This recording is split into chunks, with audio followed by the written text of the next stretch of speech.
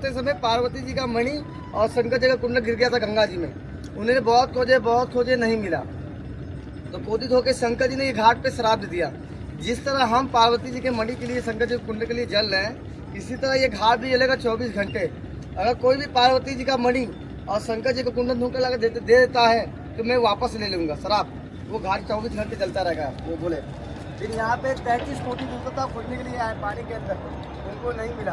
तो विष्णुमान बोलते हैं, ये भोलेनाथ, अगर मैं पार्वती जी का मणि और शंकर जी का कुंडल ढूंढ के ला देता हूँ, आप सब वापस ले बोले हाँ मैं वापस लूँगा। तो विष्णुमान ने कछुए रूप धर के पानी के अंदर, तो पार्वती जी का मणि और शंकर जी का कुंडल उनको वापस देते हैं। कहते हैं भोलेनाथ का श्राप वापस लीजिए। तो भोलेनाथ बोलते हैं जो मेरे जवान श्राप निकल गया ये वापस नहीं किया।